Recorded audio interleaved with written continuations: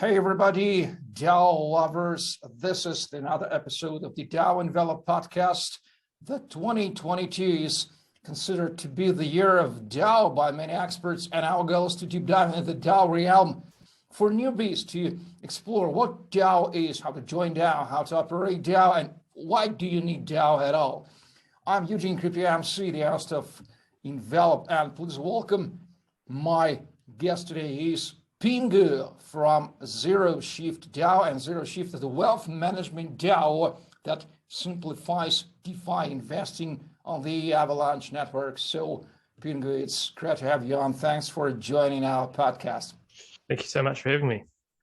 Well, I always prefer to start with the personal history, and I do really know that your history is quite interesting for our viewers. So tell us, please, how did you enter into the crypto space and how Vitalik Buterin dealt with your getting into the space?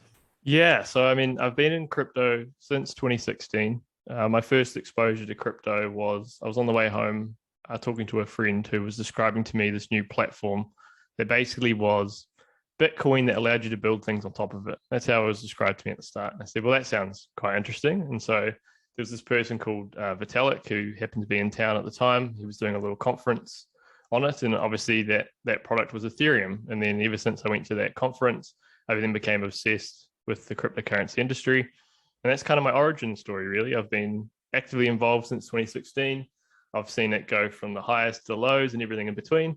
And it's really exciting to be then taking all my learnings and trying to simplify that whole experience for the next wave of investors.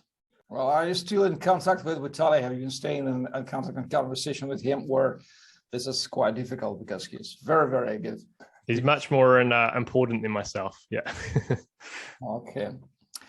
So let's deep dive. By the way, dear viewers, if you want to explore the Vitalik Buterin and Ethereum story, I quietly recommend you two great books. I read in December, a month ago. The first is The Out of the Ether from Matt Lassing, the journalist, and the second is The Infinite Machine from the Camilo Russo, the American journalist. Very fascinating story.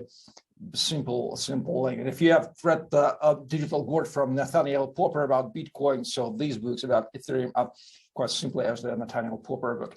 So we are proceeding here, Pingu. So how did you come up with the idea of ZeroShift, and how to explain what is ZeroShift, how it works in a nutshell?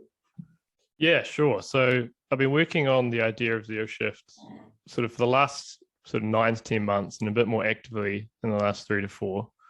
What ZeroShift is, as you already correctly pointed out, it's a wealth management DAO that simplifies DeFi investing on the Avalanche network.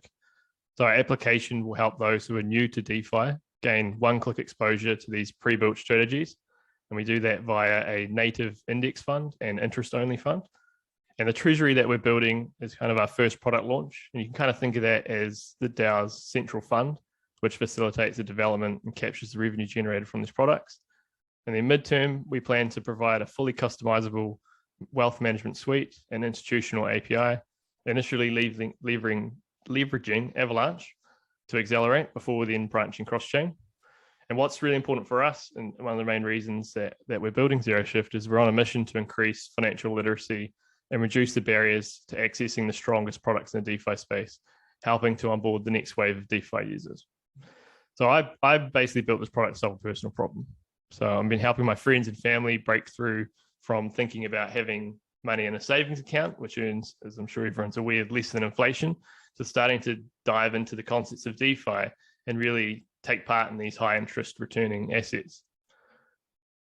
The way I feel that we can achieve this is kind of like replicating the traditional banking experience. So Zero, who is our mascot, will walk you through the entire process to find the right investment strategy for you.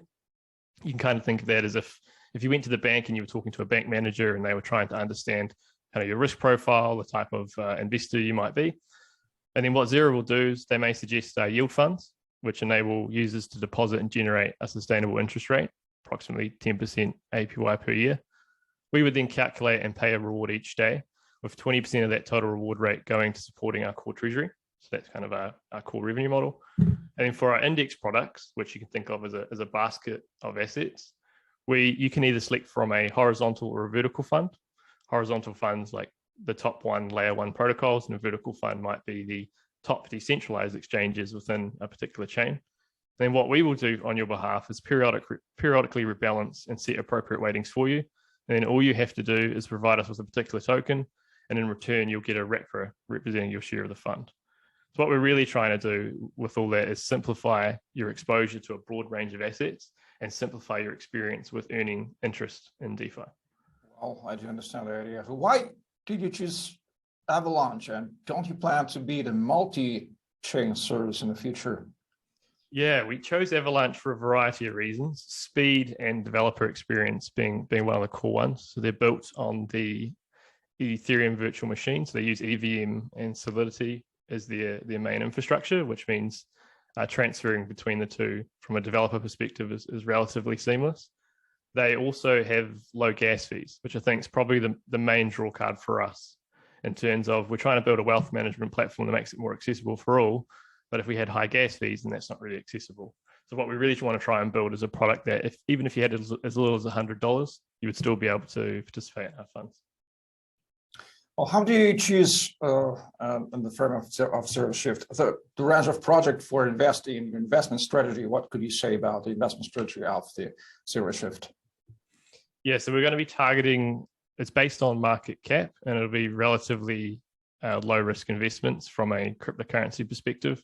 So a collection of stables and a collection of the top 5 to top 10 assets within a particular chain.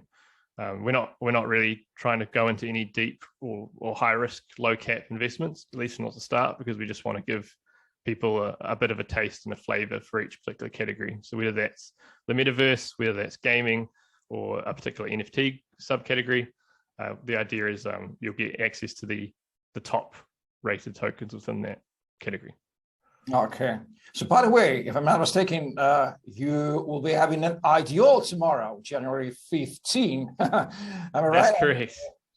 You may do any call to actions to our viewers today regarding IDO. Do you need any participants? Have you formed the whitelist and so on and so forth? Any claims?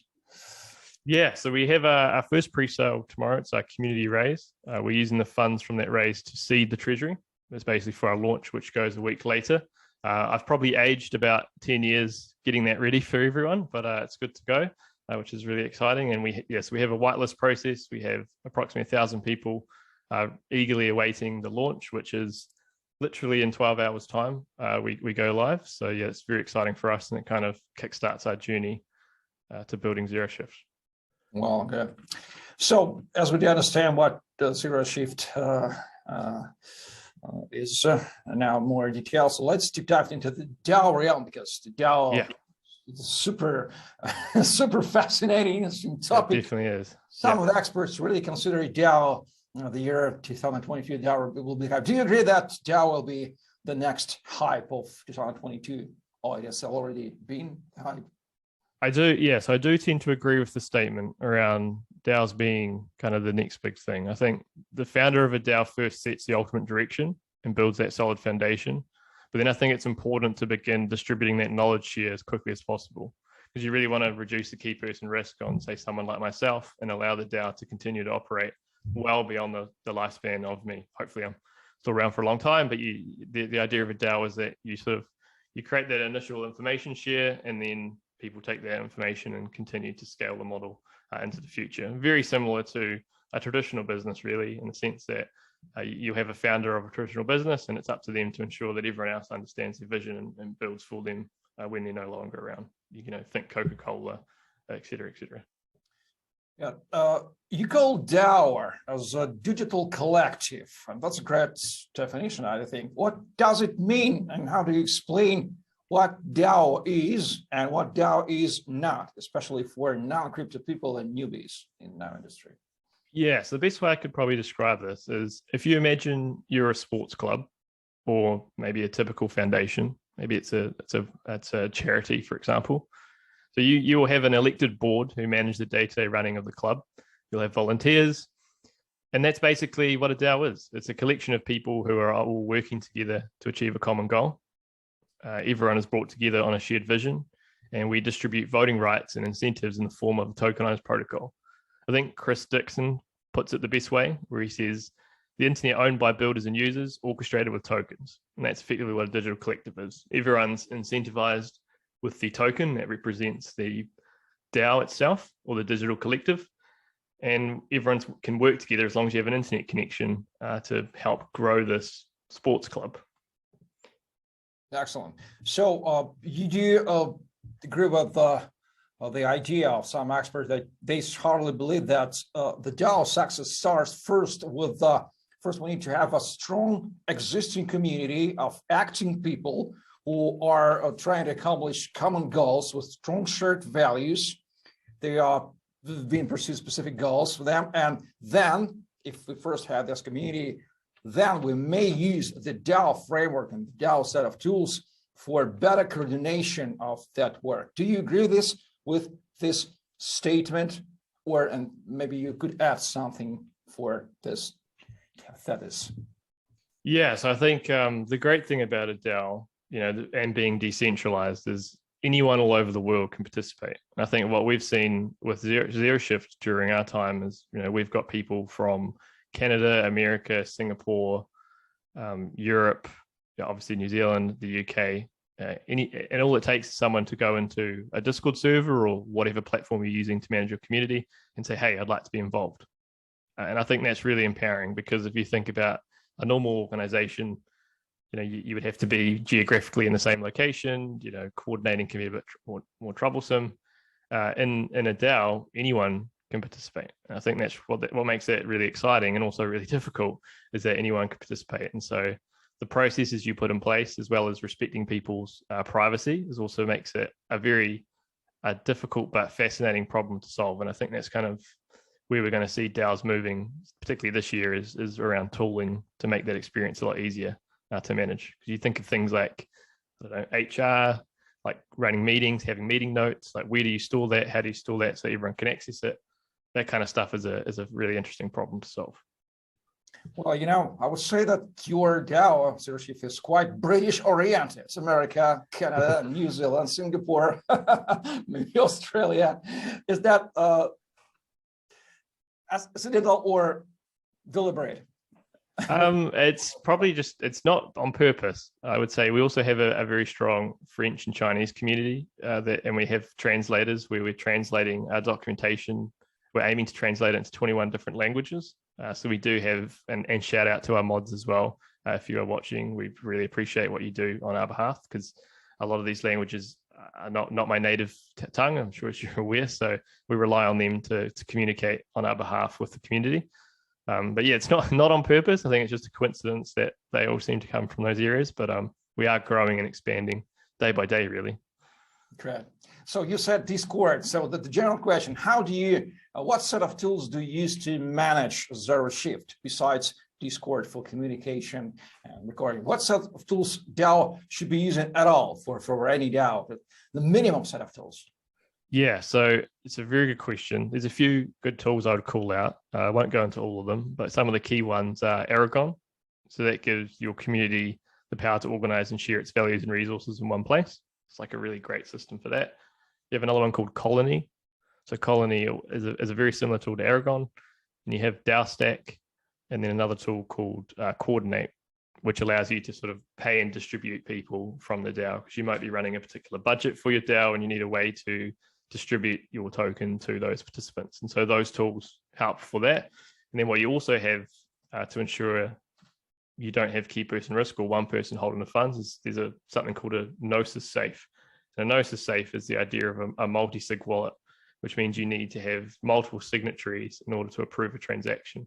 So the general best practice with that is you maybe have at least 5 people, more is always better. And it's usually sort of 70 to 80% of anyone on that multi-sig has to approve a transaction before it can go through. And so that's kind of the governance protocols that you put in place, as well as you use tools such as Snapshot to basically allow people to vote.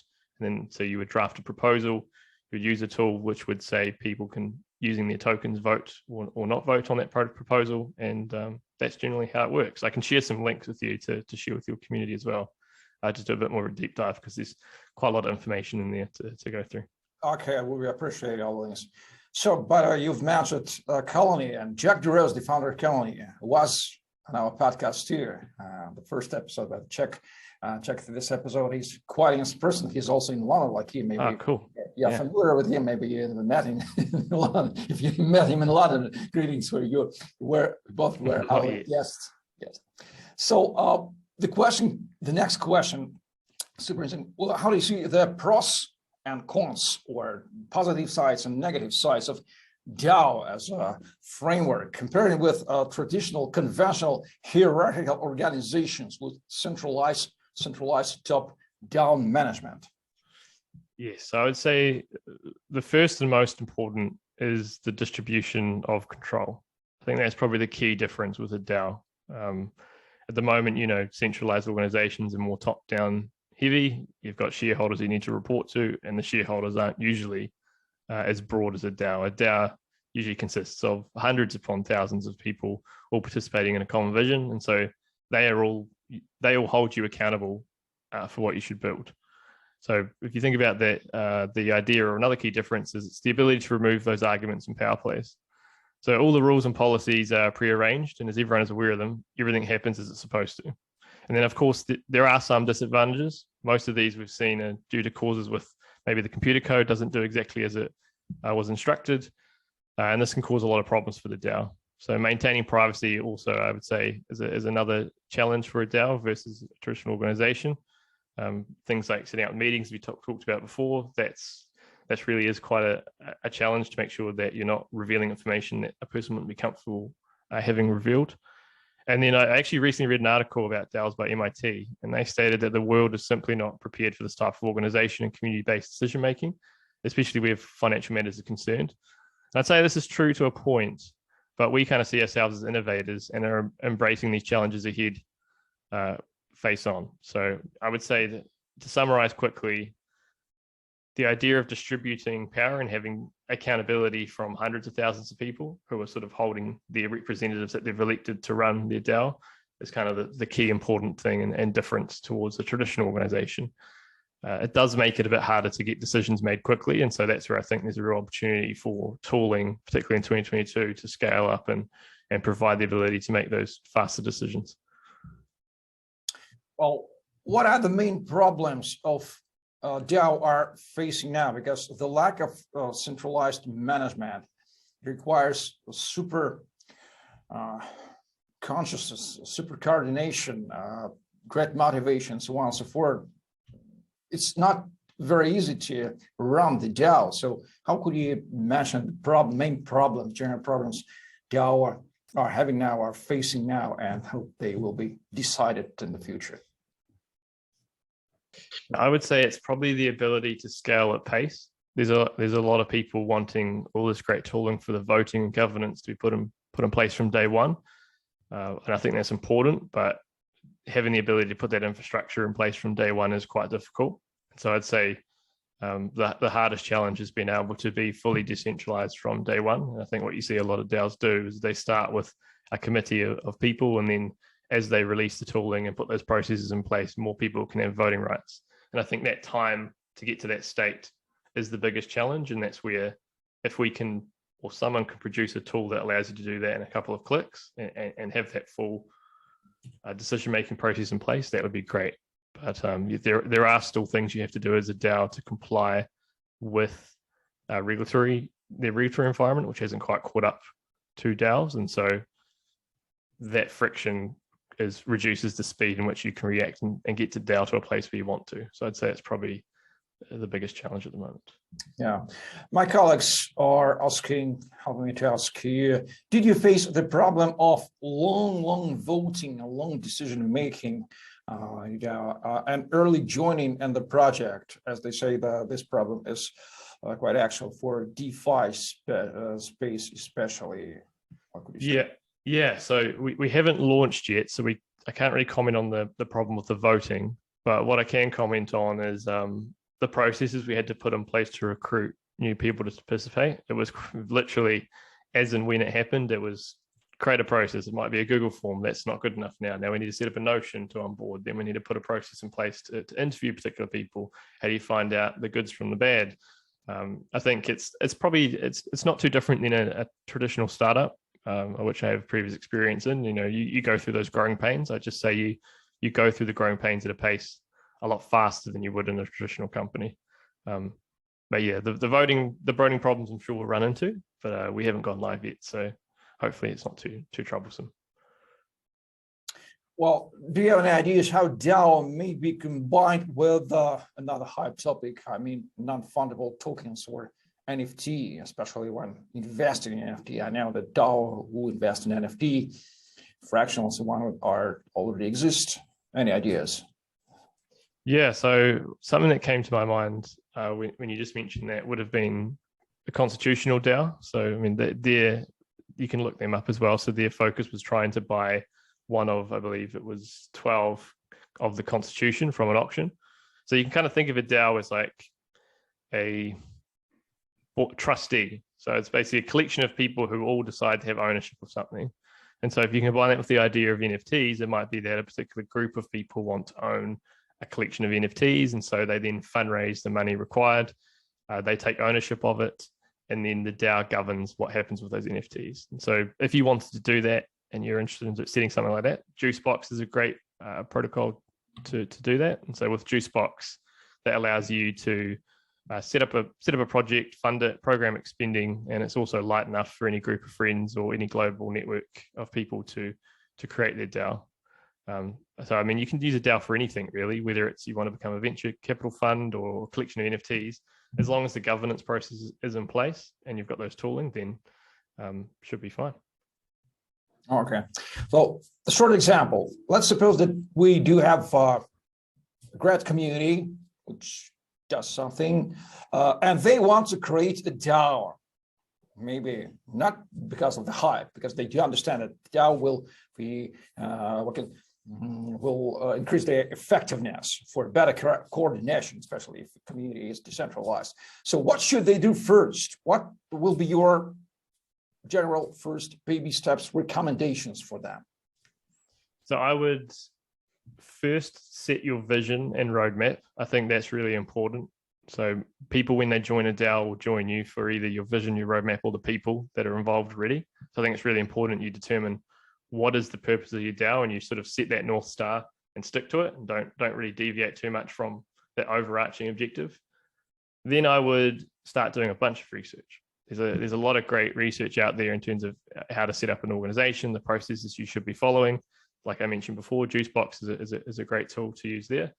And then I would just literally set up a Discord, set up a Twitter, and start telling everyone and creating Medium articles and sharing your vision and seeing if people like it. I think the good thing, or the amazing thing about decentralization at the moment is that a lot of people want to be involved and a lot of people want to help, particularly if they agree on your values. So it's not usually too hard to find people. Actually, I'd say it's more hard to just manage all the requests and inundation of people who want to help.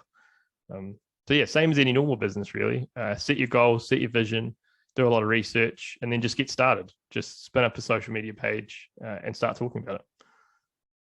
Great. Another question from my colleagues regarding the marketing of DAO, because DAO it is the community first. Community are the people first. So it works externally. So DAO wants to spread its idea to the world. So what marketing tools are especially valued for the forming of a successful decentralized community for DAO promotion, if the DAO needs promotion in general? So marketing, the DAO marketing, what should we do first? What should we do first for DAO marketing? So the most common approaches at the moment are either you have a Telegram or a Discord, depending on the type of audience. Discord usually appeals to a younger demographic. Telegram appeals to a slightly more mature demographic. Then you have Reddit and Twitter. They are, again, the most two popular platforms for communicating about announcements and sharing your vision. And then writing articles, an example is Medium is a very popular place to do it as well. They are quite tech focused, I guess, all the platforms I just mentioned, but that is where most people are going to share their vision. The other place is doing things like this. So you create a YouTube video, run an AMA. AMAs are a fantastic tool to do. Use Twitter Spaces, for example, allow people to talk and ask questions and help shape the product with you. But yeah, those platforms are there. I would say you don't really have to overcomplicate it either. You can use the existing tools that you would today if you were to talk about an idea. Ultimately, the way in which you interact is really the same. The only difference is instead of a centralized bit of software, it's smart contracts. Well, you didn't mention Facebook or LinkedIn. Doesn't mean that these social networks centralized are completely less for I would say that they have their role, they have their purpose. Again, it really does depend on the type of audience you're after, right? So if the audience is on Facebook, use Facebook. Go wherever the audience is. I think okay. Just in terms of the current typical user of this market, they would be on the other platforms less than these ones, but they're all perfectly valid. Got it. Another simple example. Let's suppose we have crypto enthusiasts or another DAO, or understand how crypto works, and he is considering to join a specific DAO for getting an experience, for example, where he's super interested and he wants to be in this realm. So, what recommendations would you give for him? How to choose the DAO to join, and how to join? What does it mean joining the DAO? In simple steps. Yeah. So the one what I would do and what I have done if I'm looking at a DAO is it comes back to those 3 points. Look at what's their vision, what's their roadmap.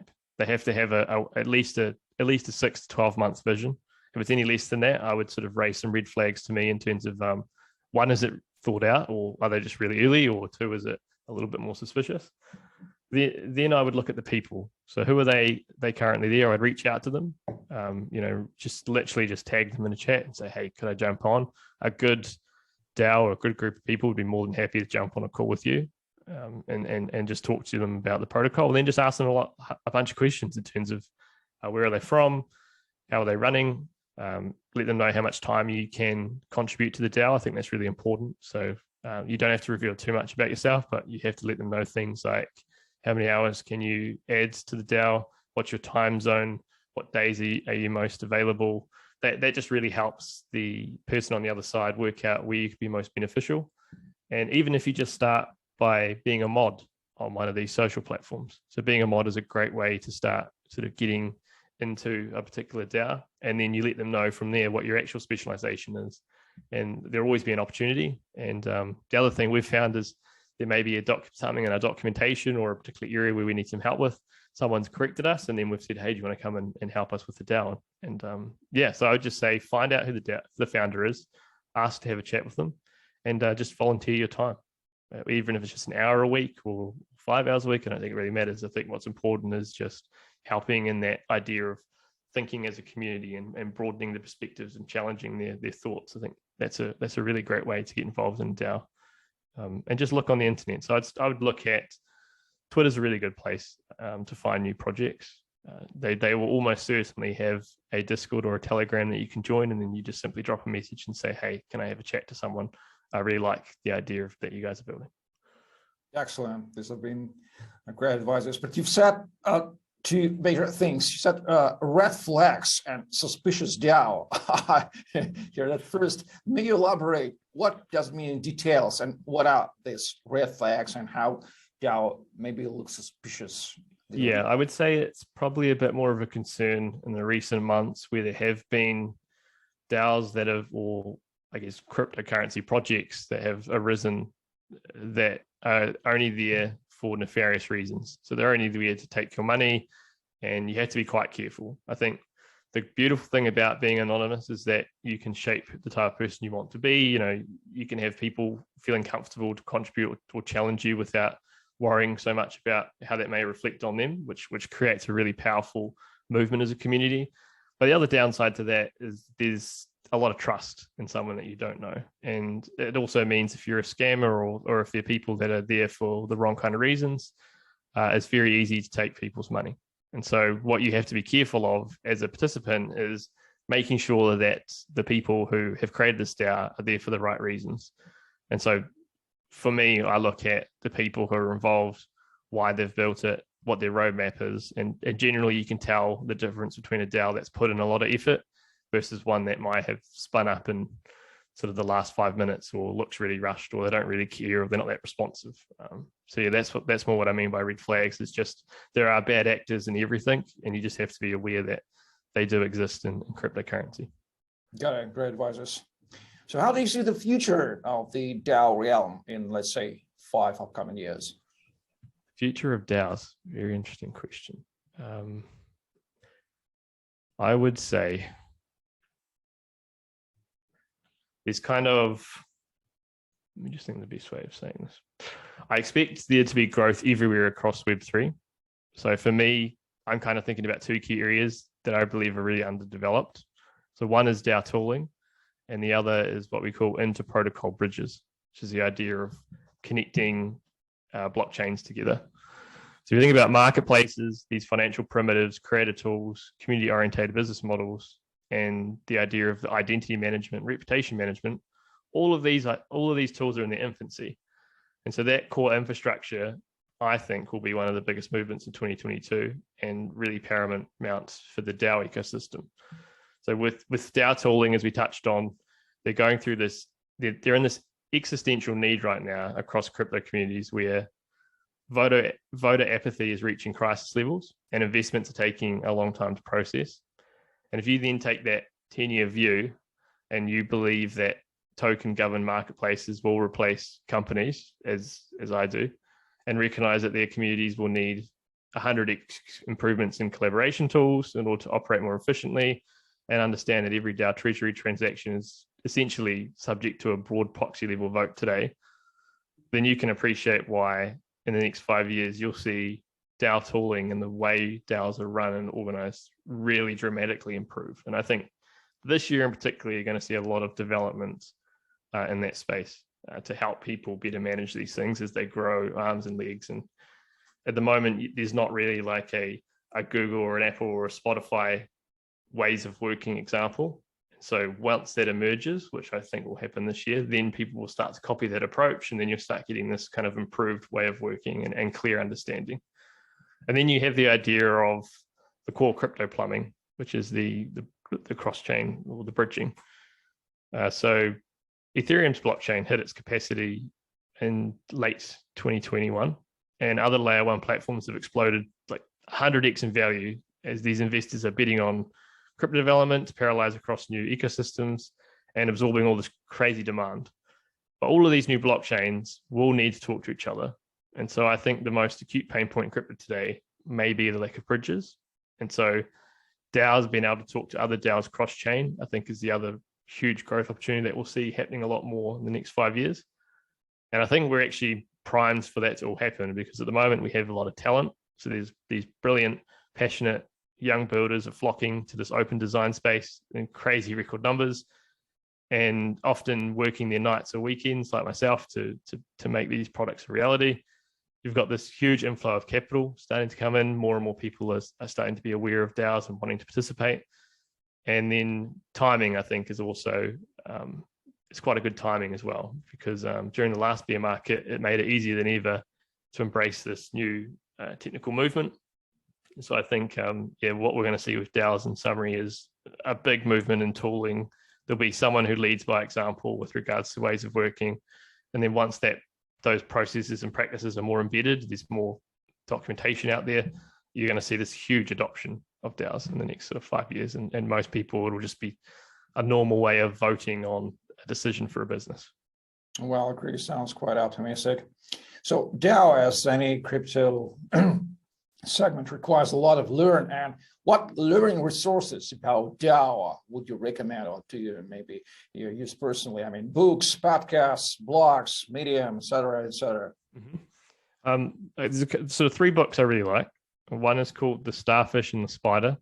It's an unstoppable power of leaderless organizations. And that is written by Ori Brefman. So I really like that book. The other is Reinventing Organizations. So it's a guide to creating organizations inspired by the next stage of human consciousness.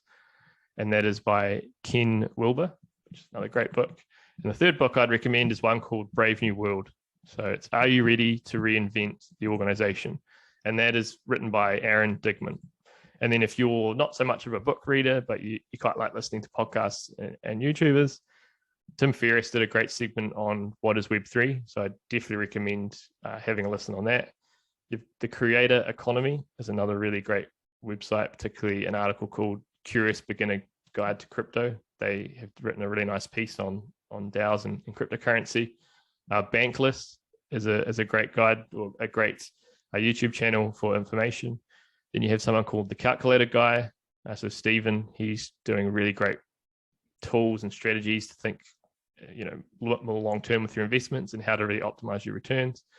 And you've got Jesse Eckel, so he's doing a really great job of increasing financial literacy in the space.